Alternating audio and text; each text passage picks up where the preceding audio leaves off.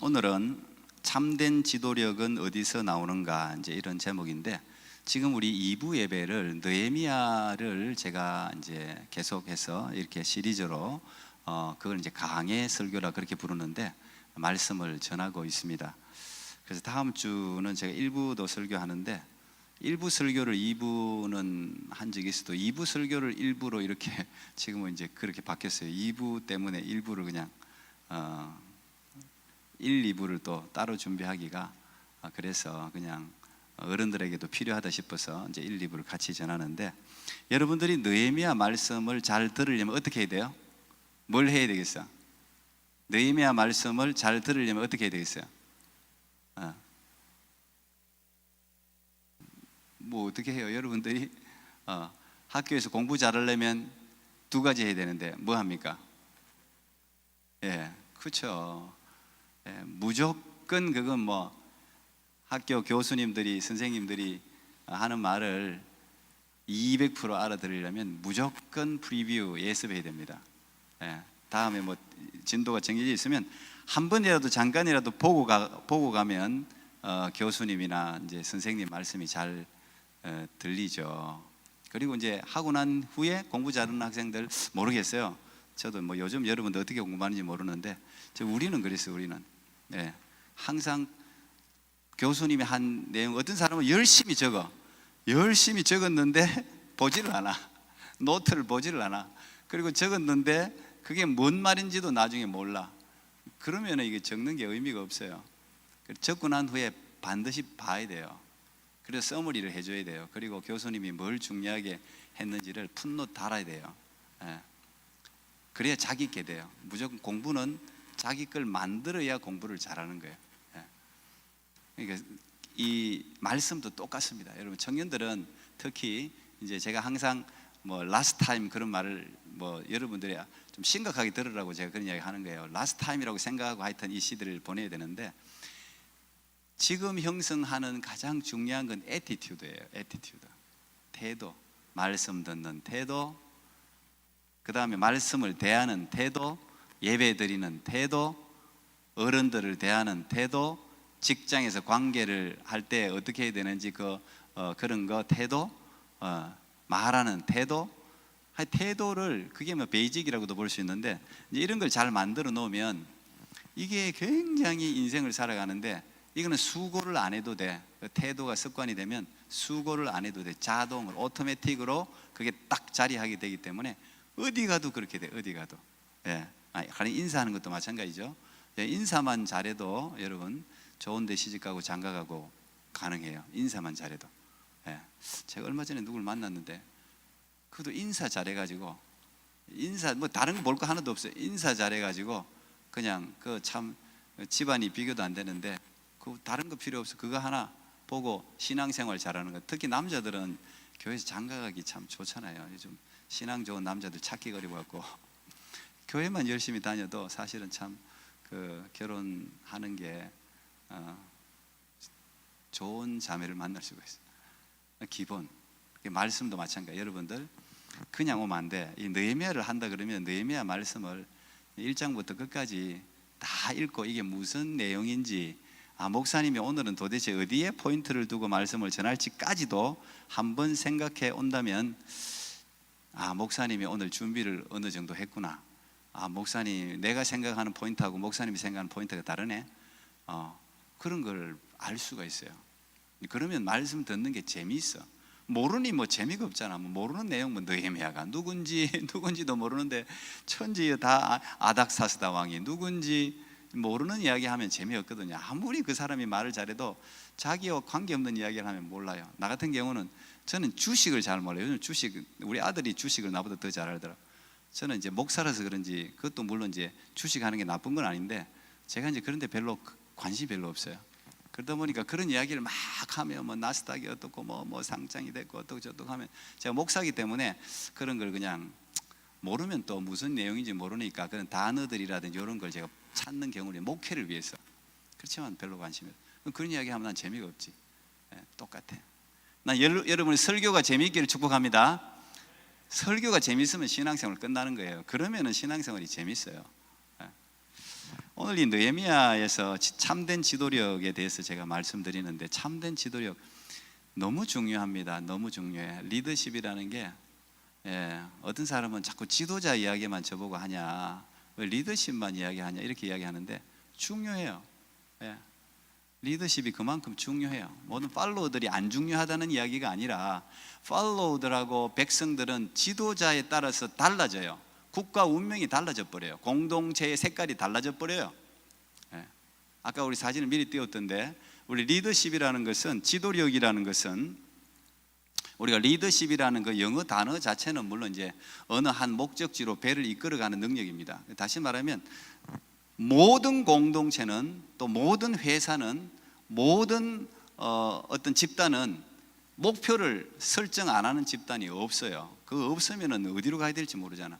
그래서 지도력을 이야기할 때는 어느 목표, 내가 어디 목표가 정해져서 어디로 가야 돼. 그러면 이 공동체를, 특히 나 혼자 있으면 리더십이라는 말이 없어요. 리더십이라는 것은 반드시 리드가 있고 팔로우가 있으니까 리더십이 있는 거죠. 그죠? 팔로우도 없는데 나 지도자야, 그건 말이 안 되는 이야기고, 지도자는 반드시 따르는 회중들이 있는데, 그 회중들을 저 목적지까지로 이끌어가기 위해서 그 회중들의 마음을 움직여서, 마음에 감동을 줘서 그들도 똑같은 목표를 바라보게 하고, 같이 모든 공동체 회원들을 이끌고 그 목적지까지 다 100명이면 100명을 다 이끌어 갔으면 그게 100이라는 지도력이야. 그게 100명을 이끌었는데 90명은 죽어버리고 중간에 없어져 버리고 10명만 데려가서, 그러면 그 사람의 지도력은 10이에요. 이거 모두를, 여기는 반대하는 사람도 있고 관심이 없는 사람도 있고 적극적으로 지지하는 사람도 있고, 여러분도 마찬가지예요. 교회도 똑같아요. 적극 지지층이 있고 관심이 없는 무관심자가 있고 반대하는 사람이 있고 부정적인 사람이 있고 다 그래요. 네거티브가 많으면 그 공동체 무조건 안 되게 돼 있지. 10% 이상만 되면 안 되게 돼 있어요. 100명 중에 10명만 네거티브 있으면 공동체 움직이는 게 힘들어요. 5%만 있어도 힘들어요. 한두 명은 있어도 괜찮아요. 또 그런 사람들 때문에 긴장하고 하니까 괜찮은데, 어쨌든 그 지도력이란 이 사람들을, 비전을 공유하고 그들을 이끌어가서 목적지까지 이끄는 능력을 우리가 지도력이라고 말할 수 있습니다. 그런 의미에서 이 느헤미야가 완전히 패잔병, 실패의식, 도전정신이 없어, 뭐 하고 싶은 것도 없어, 이런 이스라엘 백성들을 이끌고 성벽 재건이라는 그 이스라엘의 중심이라는 신앙의 중심지 예루살렘을 재건하는 그 일을 단시간에 이루어내는, 그러니까 우리가 느헤미야 지도력이라고 부르는 거예요. 그래서 느헤미야 리더십에 대해서 책을 참 여러 사람들이 많이 지었는데, 그런 의미에서 참 중요합니다. 여기 오늘 여러분들이 명량이나 한산 이거 영화 제가 한 번씩 보라 그랬죠. 그래서 여러분 뭐 여기서 태어난 사람들은 뭐 이순신 장군이 누군지 잘 모르죠. 근데 이제 요즘은 한류 때문에 한국 영화가 많이 알려지고 노래가 많이 알려져서 여러분들도 이제 영화를 언제 잘 만들어도, 한국이 엔터테인먼트가 엄청나게 발달해 가지고 노래도 잘 만들고 영화도 잘 만들고 보니까 문화의 힘이라는 게, 파워가, 이게 컬처 파워가 엄청나게 세졌어요, 한국이. 뭐 BTS는 뭐 말할 것도 없지만. 근데 이 이순신 장군에 대해서 뭐 지금 명량, 한산 주인공 달라지가면서 여러 뭐 어디 곳에서 싸웠는지 이런 걸 이제 많이 이야기하는데, 왜 우리가 인순신 정말 참 저도 이거 알면 알수록, 보통 저는 제가 어떤 그 참 웃기는 건데, 제가 드라마를 여기 아마 캐나다 처음, 하여튼 얼마 안 됐을 텐데, 그 옛날에는 막 CD를 막 돌려가면서 여기서 보더라고 어른들이. 한 번 내가 처음부터 끝까지 본 게 이순신이었습니다. 그게 몇 장짜리인지는 모르겠는데, 저는요 이순신 보면서 은혜를 너무 많이 받았어요. 어떤 목사님 설교를 듣는 것보다 난 은혜를 많이 받았어요. 이게 보니까 완전히 기독교적인 리더십을 가지고 있더라고요. 난 뭐 은혜가 너무 되는 거예요. 이순신 보면서 그 드라마, 그때 그 김명민인가 그 사람이 주인공, 이순신 역할이 김명민인가 알아요 누군지? 그 사람이 연기도 또 잘해서 그분이 하여튼 드라마 이순신 했는데 참 날 막 가슴이 막 벅차더라고요. 막 보통 목사님들 설교 들을 때도 그럴 때도 있지만 막 이런 게 막 찌릿찌릿해지더라고요, 그 드라마를 보는데. 자, 이순신이 지도자가 돼서 이끌면 모든 전쟁에 승리합니다. 모든 전쟁에 승리해요. 배도 많이 잃지도 않고 병사들도 많이 죽지도 않아요. 근데 다른 사람이 하면 다 죽여. 특히 누구가 나왔습니까? 이순신과 대척점에 있던 사람이 원균이라는 사람이 등장하는데, 이 원균이라는 사람이 이순신 장군보다 더 많은 배를 이끌고 가서 일본하고 싸웠어요. 근데 배가 그때 100척을 이끌고 갔어요. 100척을 이끌고 가고 거북선을 5대인가 이끌고 갔어요. 그런데 완전히 박살나고, 그러니까 해군, 오늘날 지금 해군이죠. 네이비 해군들 바다에서 전쟁한 것 중에 가장 크게 대패한 전쟁이라고 그래요. 배를 거북선이고 뭐 다 깨지고 12척이 남았어요. 12척. 지도자가 요 당시 이순신, 원균, 그 다음에 그 당시 왕이었던 선조 왕이 있습니다. 선조. 근데 이 세 명의 리더십, 요 세 명만 보면 오늘날 리더십이 컬러가 다 나와요. 여기. 원균은 욕심 많고 디테일이 없어요. 원균은 무조건 그냥 돌격, 그냥 막 용기는 있어. 좋은 사람인데 용기는 있어. 그냥 막 그냥 무조건 자기가 할 수 있다. 돌격 가. 아니 지금은 지형지물, 이 바닷바람이나 이런 게 지금 우리한테 불리합니다. 그래도 없어. 무조건 할 수 있어. 가. 그러니까 다 깨져요. 완전 박살로 백성들 다 죽이고 부하들 다 죽이고 배 다 잃어버리고. 그 다음에 선조 왕이 있는데, 이 선조 왕하고 이순신 장군하고 물론 이제 처음에는 사이가 좋고, 이순신 장군이 굉장히 빨리 진급을 합니다. 선조 대왕이 진급을 시켜갖고 막 완전히 초스피드로 진급을 하는데, 나중에는 이제 이순신 장군이 인기가 너무 높다 보니까 이 시기심 때문에 백성들이 이순신을 너무 높이니까 이 시기심이라는 게 위험한 리더십의 칼라거든요. 그래서 이 멀쩡한 이순신을 그 본인이 명령 내린 걸 지키지 않았다고. 왜냐하면 그 명령을 내렸는데 선조 왕이 시키면 물론 해야 되는데, 그 명령대로 하다가는 해군이 완전히 전멸되게 생겼으니까 이순신이 그걸 듣지를 않았습니다. 사실은 이제 잘못한 거지.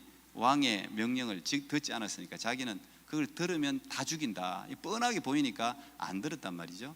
그래서 위로 호소를 하면 좋은 리더십은 딱 들어보고 백성들을 먼저 생각해야지. 아 그렇구나, 잘못 오다할 수 있잖아요. 그러면 이걸 빨리 고치는 게 좋은 리더십이야. 자기 자존심을 내려놓고 백성들을 더 생각해야지. 그래 수정을 하면 되는데, 이 선조가 수정을 하지 않았습니다. 그냥 밀어붙이고 역적, 이순신 죽여야 된다. 그래서 멀쩡한 사람 잡아와가지고 그냥 때리고 완전히 그냥 감옥에 가두고 그러잖아요. 그러다가 나중에 일본한테 기세가 밀리니까 이걸 감당할 사람이 이순신밖에 없습니다. 다 이게 바보같이 이 몸을 갖다가 그냥 다 망가뜨려 놓고는 다시 또 나가래 이제 이순신. 근데 이순신이 나갔을 때 그때 배가 12척 있었는데, 그때 왕이 해군은 이제 없다. 해군, 이 바다에서 싸울 군사는 없으니 없애버리자. 해군은 없애버리고 모두 수군을 육군으로 육지에서 싸우라. 수군 다 없앤다. 그때 유명한 말이잖아요. 이순신 뭐라고 이야기합니까? 왕이시여, 뭐예요? 아직 12척의 배가 남았습니다. 머리잖아. 12척의 배가 남았습니다. 그 유명한 말을 하죠. 그리고 그 12척으로 133척의 일본과의 그 명랑대전이, 저기 명랑해전 아닙니까? 저기서 승리를 하지 않습니까? 자, 우리가 제가 여러분들 역사를 아는 사람도 있고 모르는 사람도 있고 이런 이야기 한 이유는 지도력이 그만큼 중요하다는 거예요. 진짜 중요해요. 저는 100번 강조해도 부족하지 않다고 생각합니다. 교회도 리더십들은 전부 리더십을 배워야 돼요. 그리고 리더십을 위해서 기도해야 돼요. 물론 이제 세상 리더십하고 크리스찬 리더십은 좀 달라요. 지도자 잘못 만나가 백성들 다 죽이면 어떡할까요? 지도자 잘못 만나면. 지금 러시아도 푸틴 대통령이 지도력으로 있는데 얼마나 많은 청년들을 그냥 징집해갖고 그냥 전쟁에 물어붙여갖고 6, 7만 명이 죽었잖아요. 세상에. 그 인원이 적습니까? 백성을 사랑하지 않는다는 이야기지. 지도력이 그만큼 중요한 거야. 이 느헤미야는 어떻게 이렇게 지도력을 발휘할 수 있느냐? 굉장히 많은 지도자의 자질을 느헤미야가 가지고 있어요. 그걸 여러분들이 찾아내야 돼. 느헤미야를 읽으면서 난 참 느헤미야를 재밌게 읽었어요. 지도력이라는 관점으로만 느헤미야가 읽으면 정말 여러분들이 찾아낼 수 있는 지도력의 그 자질이 여러분이 암만 못 찾아도 20가지 이상은 찾아낼 거예요. 어떤 사람은 50가지로 적어놓은 사람도 있어요. 그걸 배워야 돼. 우리는 왜 언젠가 아버지도 되잖아요. 아버지도 지도력이에요. 가정에도 가정 리더십이에요. 가장은 어쨌든 식구가 몇 명이든 간에 가장이 끌고 나가는 거예요. 가장을 잘 만나야 가정이 평안한 거예요. 어디에서든지 우리는 지도자로 세워져요. 가정이든 교회든 어느 단체든 직장이든 또 여러분 잘 돼가 나라를 맡길 수도 있잖아요. 그러니까 지도력은 무조건 기도해야 돼. 근데 이 느헤미야의 이런 지도력 이 어디서 나오는가? 이 궁금하지 않습니까? 오늘 여러분들이 5장을 읽었는데 오늘 5장 여러분들이 읽은 본문은 원래 5장 전체를 읽어야 되는데 14절부터 19절까지는 이런 이야기예요. 느헤미야가 12년 동안 봉급을 안 받았다는 이야기예요. 그죠? 느헤미야가 오늘 여기 보니까 5장 14절부터 여러분들이 보면 14절에 아닥사스다 왕 제20년부터 32년까지 12년 동안 나와 내 형제들이 총독의 녹을 먹지 아니했다. 월급 없이 살았다 이 말 아닙니까? 정당한 자기의 일한 대가를 스스로 거부했다는 거 아니에요. 그죠? 그리고 이제 쭉 이제 설명이 나오고 자기 먹을 거 소 한 마리 하고 18절에 보면 소 한 마리 또 살찐 양 6마리 매일 닭도 많이 준비하고 열흘에 한 번씩 각종 포도주 갖추고 이걸 다 자기 상에 백성들 불러놓고 내만 좋은 거 먹는 게 아니고 자기는 지도자는 좋은 거 먹고 저 북한 가린 김정은 저 지도력이 저 완전 엉터리 지도력이지. 자기는 그냥 마음대로 먹고 이리 둥둥해지고 백성들은 먹을 게 없어갖고 그걸 지도자로 만난 북한 주민들이 얼마나 불쌍합니까? 그 우리가 기도를 해야 되는 거지. 그러니까 저런 지도력은 완전 독재 지도력이 히틀러나 뭐 이런 그죠? 근데 이 느헤미야는 백성들과 함께 한 상에 둘러서 자기 먹을 것 나누고 월급도 받지 않고 그리고 그 앞에 보면은 여러분들이 5장 1절부터 13절까지 보면 무슨 일이 생기냐면 4장이 지난번 우리가 봤잖아요. 그죠? 성벽을 쌓는데 이 느헤미야가 그냥 같이 성벽 함께 일하자고 해가지고 사람들이 마음을 모아가지고 같이 금방 절반만큼 쌓았어요. 근데 절반까지 쌓았는데 그 다음에 백성들이 열심히 일했는데 산발랏 도비야 이 반대 세력들이 얼마나 많습니까? 그 반대 세력들이 계속해서 이제 공격하고 너희들 죽이겠다고 협박하고 뭐 이러다 보니까 백성들 마음이 그냥 녹아가지고 막 불평이 우리 죽을 것 같고 협박에 그냥 마음이 뚝 떨어졌어요. 드랍됐어. 그런 상황에서 외부의 방해가 항상 무슨 일을 할 때는 있거든요. 근데 그 외부의 방해를 느헤미야가 잘 이겼는데 문제는 5장 1절부터 보면은 내부의 방해가 생겨요. 백성들이 일을 하는데 어떤 일이 생겼냐면 5장 여러분들이 보면 5장 1절에 보면 이런 이야기들이 등장합니다. 5장 1절 그때 백성들이 그들의 아내와 함께 크게 부르짖어 그들의 형제인 유다 사람들을 원망하는데 자기들끼리 어떤 사람들이 원망이 생겼어요. 어떤 사람은 말하기를 우리와 우리 자녀가 많으니 양식을 얻어먹고 살아야 하겠다 하고 우리가 밭과 포도원과 집이라도 저당 잡히고 이 흉년의 곡식을 얻자. 그리고 5절 보면 내 자녀를 종으로 팔았다. 무슨 말이에요? 너무 어려우니까 먹고 살기가 어려우니까 자기가 유대인들은 조상 때부터 오는 토지가 있어. 땅. 근데 이 땅은 팔 수가 없는 땅이에요. 유대인들에게는 이 땅이라는 개념이 땅은 누구한테 팔 수가 없어요. 그리고 팔았다고 하더라도 원래 안식년이 희년 50년 희년이 되면 모든 사람 다 돌려주게 돼 있어요. 그래야지 그 땅이 유지가 되잖아요. 안 그러면 돈 많은 사람들이 그 나라 통째 다 먹잖아. 옛날에 제주도도 뭐 많이 외국 사람들이 많이 와가지고 그냥 돈 주고 그냥 제주도 전체가 막 날아가게 생겨갖고 그냥 법을 또 뭐 바꾸기도 하고 뭐 이랬는데 돈 많은 사람이 땅 다 가져가면 안 되잖아. 그래서 그 성경의 율법에는 그런 제도를 만들어놨어요. 50년째는 다 돌려줘라 무조건. 그런데 이 사람들 먹고 살기 어려우니까 자기 밭도 저당 잡히고 다른 사람한테 돈 받고 주고.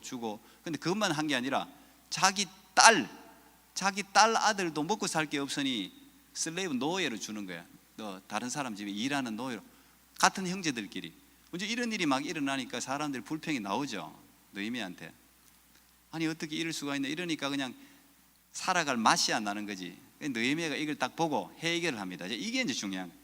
지도자는 문제를 해결하는 사람이에요. 요 청년부 얼마 안 돼도 여러분 목소리가 한 사람 보이스가 다 있다고. 누구는 무슨 소리 뭘 하자 그러면 누구는 이렇고 저렇고 어떻고 저렇고. 나는 여러분들이 물론 자기의 오피니언 의견을 내는 건 좋아요. 민주주의 사회에서 자기 오피니언, 또 지도자가 그런 오피니언 묵살하면 안 돼. 오피니언 내는 건 중요한데 그걸 토론을 하고 서로 거쳐서 뭔가 한 가지 의사 결정이 딱 되면 뒤에서 딴소리 하면 안 돼. 그거 버릇이 아주 나쁜 버릇. 제가 아주 싫어하는. 서로 오피니언을 내는 건 좋아요. 여러 의견, 저도 이제 의견들을 막 참 귀 기울여서 그래도 들으려고 하는 편인데, 여러 의견들을 들어서 그 어느 의견이 제일 좋은지를 모으는 과정은 이게 민주주의로 불려. 이런 절차들. 그런데 하나가 다 결정되면 자기 의견과 다른 게 결정되었다 하더라도 적극적으로 협조해야 돼요. 근데 오늘 어쨌든 이런 문제를 느헤미야가 어떻게 해결하냐 하면, 보통은 세상 지도자는 묵살합니다. 왜? 이 중간에 부자들, 그 다음에 권력자들, 이런 사람들이 이거 다 해먹은 거 아니에요? 그 돈 있으니까 자기가 다 잡고 노예들 불러놓고 자기들은 배부르게 먹고, 백성들은 힘없는 백성들은 막 이래. 그럼 보통 세상에 이 아주 욕심 많은 지도자들은 백성들은, 힘없는 백성들은 그냥 무시해놓고 이 사람도 안 건드려요. 왜? 건드렸다가는 골치가 아파지거든. 중간 리더십들을 건드렸다가는 아주 그냥 말이 많고 뭐 골치가 아파지니 정치를 해나가기 어려우니 잘 안 건드리는데, 느헤미야는 여러분 5장에 보면은 백성들은 딱 놔두고 중간 리더십들을 딱 백성의 지도자, 민장들 쫙 불러 세웁니다. 그리고 호통을 칩니다. 너희들이 어떻게 이 어려운 때 백성들에게 땅도 말이야 먹을 걸 나눠줘도 지금 못할 판에 그 사람들 땅을 잡고 그 자녀들까지 잡고, 거기 더 문제는 뭐냐? 이자, 고리대금업이라 부르는데 100불 빌려주놓고 이자가 200불이야. 열받겠죠. 그래서 이 빌리는 거 참 어려워. 돈놀이를 하는 거야. 사람들한테 없다고 하니까 돈 빌려주고는 그 이자를 막 더 많이 받으니 백성들이 죽을 판이지. 원금이 안 갚아지니까 얼마나 죽을 판이에요. 그러니까 거기에 대놓고 막 호통을 쳐. 느헤미야가 너 어떻게 지금 이 어려운 판에 너 그럴 수 있냐고 막 호통을 쳐요. 그런데 참 뭔가 될 집안은 된다고 여기 호통을 딱 치는데, 5장 7절, 8절, 9절이 다 그런 이야기예요. 깊이 생각하고 귀족들과 민정들을 꾸짖어 그들에게 이르기를 너희가 각기 형제에게 높은 이자를 취하는도다 하고 대회를 열어 그들을 쳐서 그들에게 이르기를 우리는 이방인의 손에 팔린 우리 형제 유다 사람들을 우리의 힘을 다하여 도로 찾았거늘 너희는 너희 형제를 팔고자 하느냐? 더구나 우리의 손에 팔리게 하겠느냐? 하매 그들이 잠잠하여 말이 없기로 내가 또 이르기를 너희의 소행이 좋지 못하도다. 우리의 대적 이방 사람의 비방을 생각하고 우리 하나님을 경외하는 가운데 행할 것이 아니냐? 나와 내 형제 종자들도 역시 돈과 양식을 백성에게 구워 주었거니와 우리가 그 이자 받기를 그치자. 그만하자. 돌려주자. 우리가 이 놀라운 이 비전을 가지고 행하는데 너희들이 백성들끼리 이렇게 해서 되겠냐? 이자놀이 해서 되겠냐? 다 돌려줘라. 근데 그럴 때 이 사람들이 싫다 할 수도 있는데 다 말을 들어요. 다 이 중간 사람들이 12절, 5장 12절 그들이 말하기를 우리가 당신의 말씀대로 행하여 돌려보내고 그들에게서 아무것도 요구하지 아니하리이다 하기로 내가 제사장들을 불러 그들에게 그 말대로 행하겠다고 맹세시킵니다. 시키고 내 옷자락을 틀면서 이 말대로 행하지 않는 사람은 모두 하나님께로부터 이 집과 산업이 다 틀려버릴 거예요. 이 유대인들 이런 상징적인 이 모습이 중요하거든요.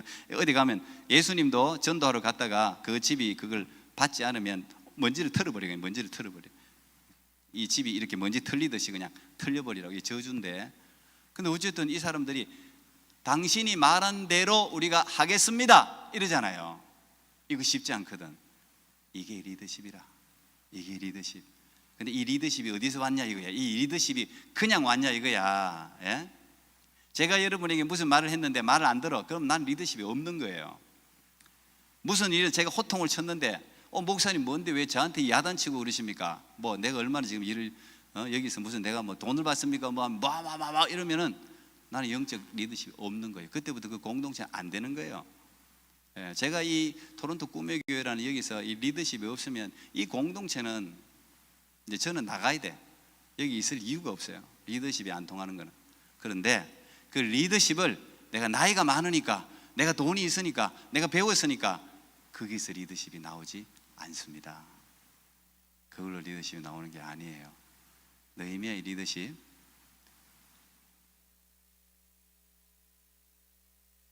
자, 이거 여러분 내가 그냥 오늘 짧게 한마디씩만 이야기해 줄 테니까 주여 내게 리더십을 허락해 주시옵소서, 그런 기도하는 마음으로 받으면 좋겠어요.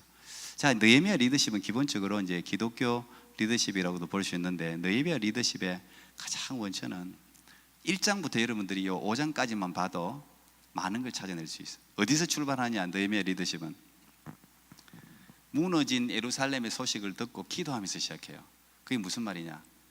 무너진 예루살렘은 하나님의 영광이 머무는 데예요.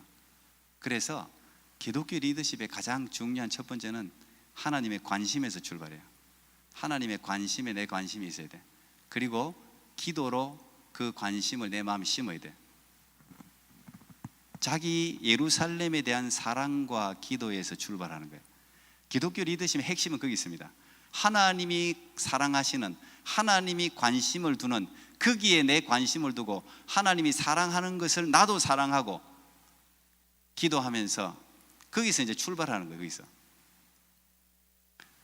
두 번째는 느헤미야가 이 성벽을 재건할 수 있었던 것은 자기의 직장에 최선을 다했어요. 여러분이 지금 다니고 있는 직장에 최선을 다해서 인정받아야 돼. 안 그러고서는 여러분들의 리더십, 여러분 영향력이 미칠 수가 없어요. 쟤는 직장 생활도 저렇게 하면서, 이 일반 살아가는 것도 저렇게 살아가면서 본이 안 되면서 제 이야기하는 걸 듣겠습니까? 안 듣지. 그러니까 이 느헤미야는 아닥사스다 왕에게 인정받았잖아요. 아닥사스다 왕이 느헤미야가 한 말을 듣지 않습니까? 왜? 평상시에 느헤미야의 행동과 말, 모든 삶이 아닥사스다 왕에게 딱 마음에 왔기 때문에 최선을 다해서 했으니까 제 말을 믿을 수 있다. 그거. 그 다음에 세 번째, 이 느헤미야의 리더십은 어디서 나오느냐? 비전이 분명한데 그게 이타적인 비전이 아니에요. 자기 자신을 뭐 높은 데 출세하기 위한 그런 비전이 아니에요. 하나님이 주신 비전이죠. 그리고 비전이 분명해. 거기에 대한 확신이 있어. 그러면 이 리더십이 흔들리질 않아요. 그 다음에 네 번째, 이 느헤미야의 지금 요 5장까지만 보면 느헤미야의 리더십은 뭐예요? 철저한 준비와 연구. 여러분, 지도자가 디테일하지 않으면 백성들이 고생을 합니다. 그래서 제가 이제 우리 스태프들한테도 자주 이야기하는데, 지도자는 디테일해야 돼. 지도자는 하나하나까지 다 계획. 가령 어제 우리가 재직 세미나를 했는데, 재직 세미나가 그래도 잘 이렇게 한 5시간 잘 진행이 됐습니다. 이게 누구 머리에서 다 나왔습니까? 결국은 제 머리에서 다 나왔어요. 제가 했던 경험이나 디테일. 가령 우리가 소그룹을 나눠, 소그룹 하십시오. 그러면 소그룹이 안 나눠져요. 각자 자기 소개하십시오. 뭘 소개해드릴지도 몰라요. 그러니까 아무것도 아닌 것 같지만 누가 이걸 이끄느냐에 따라서 그 흐름이 완전히 달라집니다. 제가 그걸 하나하나 디테일하게 다 적지 않습니까? 소개는 요 선에서 이렇게 소개하면 됩니다. 소그룹은 주제를 이 중에서 2가지 뽑아서 나누면 됩니다. 이게 아무것도 아닌 것 같죠? 그게 리더십이에요. 그 디테일을 해줘야, 그래야지 백성들이 혼돈이 없어요. 백성들이 민감하게 생각할 수 있는 혼돈스러운 모든 것들을 다 예측해서 지도자는 모든 정보를 전부 수집해서 그 정보를 그 하나의 행사, 하나의 프로젝트에다 집어넣어야 돼.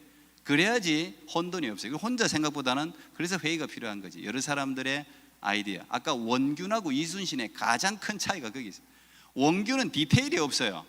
그냥 가자 돌격 다 죽여버려요. 근데 이순신은 철저하게 그 바닷물이 언제 밀려오고 언제 쓸려가고 바람이 어떻게 불고 어떻게, 아주 이걸 연구를 철저하게 해가지고 지금은 진격할 때다, 지금은 진격하면 안 된다, 이걸 너무 잘하는 거지. 그러니까 백성들을 안 죽이는 거예요. 그러니까 지도자가 부지런하면 백성은 편한 거예요. 그래서 이게 지도력. 그런데 다섯 번째, 이 느헤미야 리더십은 사람에게 관심이 많아요. 결국은 우리가 모든 일은 사람에게 관심이 있어야 돼. 그래서 이 느헤미야가 성벽을 재건할 때 보면은 어느 가문 그걸 딱 적소에 세우잖아. 딱 맞는 데 세우잖아. 맞는 데. 그래서 저도 제가 누가 무슨 사회 가겠습니다 하면 사실은 물론 이제 그분이 원하는 대로 넣어줄 수도 있지만 그분에게 맞느냐를 살펴요. 제가 다 사람을 잘 모르니까. 그래서 항상 성도들이 새가족이 온다 누가 온다 하면 저는 연구 대상이에요. 예, 그래서 사실은 신방을 해야 알아. 신방. 그 집안을 둘러봐야 그 사람에게 적절한 그걸 제가 알 수가 있어요. 사람은 겉으로 봐도 몰라요 사실. 예, 그래서 저도 사람을 세우는데 좀 신중한 편인데, 근데 어쨌든 세워놨으면 믿어줘야 되죠. 그게 중요해요. 리더십이 중요해요. 사람을 연구해야 돼요. 이 느헤미야가 굉장히 뛰어나요. 혼자가 아니라 함께 성공을 맛보게 해줘. 자기 혼자 뭐 느헤미야가 잘나서가 아니라 백성들이 성공을 경험하게 해줘요. 근데 지도자는 이제 그런 역할을 하는 거야. 누구든지 세워주갖고 그 사람이 막 기쁨, 내가 이런 은사가 있었네, 이거 하니까 너무 이런 거를 경험하게 해주는 거예요. 지도자는 자기가 막 다 해버리는 게 아니라 이렇게 세워주는 거. 굉장히 이제 중요하죠. 여섯 번째, 이 느헤미야는 지금까지 보면은 외부적인 내부적인 수많은 난관과 방해를 뚫고 나가는 용기가 있고 무엇보다도 장애물을 예측하는 능력이 뛰어납니다. 이게 지도자예요. 제가 목회를 해보면 모든 어떤 장애물이 있느냐를 전부 예측해야 돼. 전부. 예. 그러니까 제가 여러분들 우리 장로님들도 그렇고 뭐 부목사도 그렇고 뭐 스태프들 생각하는 거에 뭐 몇 배를 더 생각한다고 하면 돼요. 몇 배를 더 생각하는 거예요. 그래서 이 담임 목사 자리가 쉬운 자리는 아니에요. 몇 배를 더 생각하고 책임을 져야 돼. 잘못되면 자기가 책임져야지. 그죠? 그러니까 수련회를 간다. 수련회를 가면 답사를 가야 되잖아. 그 가면 지형지물이 어떻게 되어 있는지, 애들이 다칠 건지 안 다칠 건지, 노인들이 어떻게 될 건지 모든 예측 가능한 상황들을 다 살펴야 되는 거예요. 근데 이 느헤미야는 그렇지 않아요. 딱 밤에 자기 혼자 나가지고 살펴보잖아. 다 살펴보잖아. 이 지도자가 된다니, 좋은 뛰어난 지도자가 된다는 게 쉬운 건 아니에요. 그렇지만 아주 영광스러운 거죠. 그리고 일곱 번째, 앞으로 가라 말하지 않고 나를 따르라 이렇게 말을 합니다. 돌격 앞으로, 이게 아니라 follow me. 예수님도 그랬고 자기가 간 걸음 따라오라는 거예요. 솔선수범합니다. 지도자, 말만 하는 사람은 지도자가 될 수가 없죠. 말만 하는 사람. 예. 저도 이제 주로 많이 이제 이렇게 시키는 편인데, 제가 안 해본 거, 제가 이제 사람이 없으면 목사는 뭐 화장실 청소부터 다 해야 되는 게 목사예요. 이 작은 교회도 지도력은 그런 거예요. 자기가 해야 되지만 그러나 할 사람이 있으면 목사가 나서면 안 돼. 그러면 사람이 안 커요. 그냥 가만히 있는 거. 제가 하는 걸 보면 여러분들이 다 그냥 하는 게 아니야. 저같이 이렇게 작은 사람도 이런데, 이런 느헤미야 같은 사람이 보통 그냥 행동하는 게 아니에요. 가만히 있는 것도 그냥 있는 게 아니라 할 때도 그냥 하는 게 아니야. 다 공동체가 유익한 쪽으로 하는 거예요. 그래 고민이 많은 거예요. 모든 게. 그 다음에 여덟 번째, 내부에 방해자가 있을 수 있음을 항상 인식해야 된다. 그리고 수많은 소리를 구분하는 능력이 있어요. 여러분, 가장 어려운 건 밖에서 나를 방해하는 것보다 안에서 적이 있으면 제일 문제라. 이건 무조건 끝나는 거예요, 이게. 그래서 우리 장로님들 중요하고 항존직들 중요한 거예요. 밖에서 누가 뭐 토론토 꾸미기가 가는, 예를 들어 지금 우리 교회니까 이 샘플을 드는 거예요. 교회가 어떻고 저떻고 무슨 소리를 해도 아무 상관없어요. 그 사람들, 물론 그게 전도의 방해는 되겠지만, 근데 안에서 문제가 있으면 이게 큰일이야. 장로님들이 삐딱선을 탄다든지 스태프들이 삐딱선을 탄다든지, 이거 별거 아닌 것 같지만 이 사람들이 파장을 일으킨다고. 내부 단속 굉장히 중요해요. 내부에서 문제가 있으면 안 되는 거예요. 예. 그리고 그 안에서 엄청나게 다양한 소리가, 몇 명 대도 안 하는데 다양한 소리가 나. 이 사람은 이렇다, 저 사람은 저렇다. 우리 집에도 애들 몇 명 안 돼도 의견이 다를 수 있잖아요. 의견이 달라. 뭘 하자 그러면 방법들이 달라요. 그런 소리들을 구분하는 능력이 있어야 돼요. 그 다음 아홉 번째, 분명한, 이게 중요한데, 분명한 소명의식. 그 다음에 마지막으로 열 번째, 백성을 사랑하는 마음. 자, 이게 저는 기독교 또 핵심입니다. 분명한, 느헤미야가 하나님이 자기를 불렀다는 이 콜링, 이 분명한 소명 의식이 있어야 계속 전진할 수가 있어요.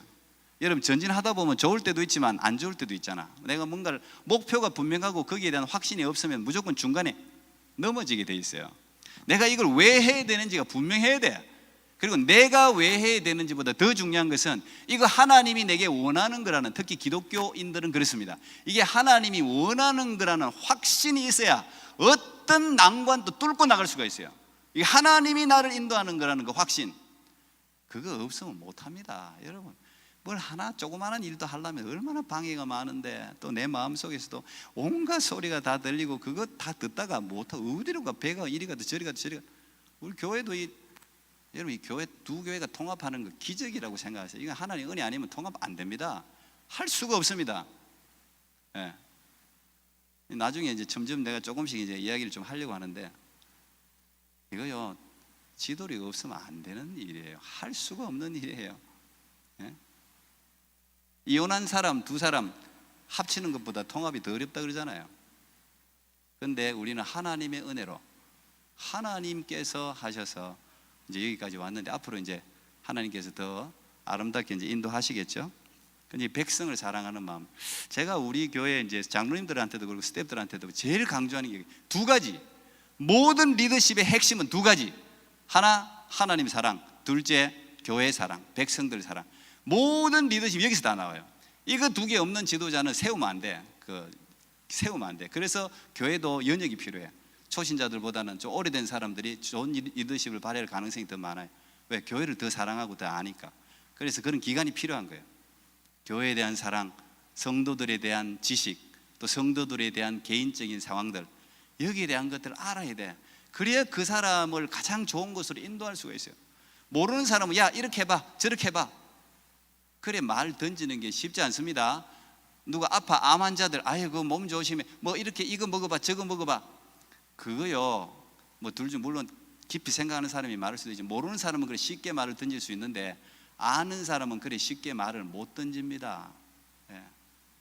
그래서 두 가지 꼭 있어야 돼. 우리 뭐 내가 전도사님들도 계시지만 무조건 두 가지 없는 교회 리더십은 엉터리. 하나님을 사랑해야 돼. 그럼 하나님에게서 리더십이 내려와요. 하나님 사랑하면 내가 어떻게 행동해야 될지를 알아. 가령 오늘 예배를 드려야 되나 말아야 되나, 눈이 오는데 이거 교회를 가야 되나 말아야 되나. 우리도 새벽기도 한 번씩 멈추거든. 근데 그 기준이 사실 다른 장로님들하고 나하고 기준이 틀려요. 기준이 뭘 하나 제가 새벽기도 오늘 그냥 눈 조금 오면 새벽기도 오늘 그만합시다, 이런 말하는 게 장로님들하고 뭐 또 다른 스태프들은 말하기 쉬울지 몰라도 담임인 저는 그래 말하기 어려워요. 그거 신중하게 생각하고 결정하는 거예요. 그 두 가지만 있으면 여러분 좋은 리더십을 발휘할 수 있어요. 여러분, 오늘 여러분 모두가 이 느헤미야를 통해서 우리 하나님이 기뻐하시는 좋은 리더십으로 세워질 수 있기를 축복합니다. 기도하겠습니다. 하나님 감사합니다. 오늘 느헤미야를 통해서 우리에게 말씀하신 주님을 찬양합니다. 하나님, 여기 청년들 하나님, 한 시대를 변화시키는 인물은 한 사람입니다. 하나님, 한 공동체를 변화시키는 인물도 한 사람입니다.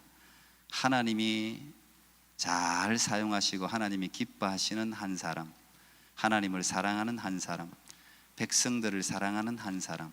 하나님, 우리 토론토 꿈의 교회 힘 청년들과 우리 성도들이 그런 사람이 되게 해주셔서 이 어려운 시대를 뚫고 일어나서 백성들에게 희망과 용기를 주고 또 하나님께서 원하시는 그 일을 성취하는 그런 놀라운 하나님의 사람들 되게 해 주시옵소서. 예수님 이름으로 기도합나이다. 아멘.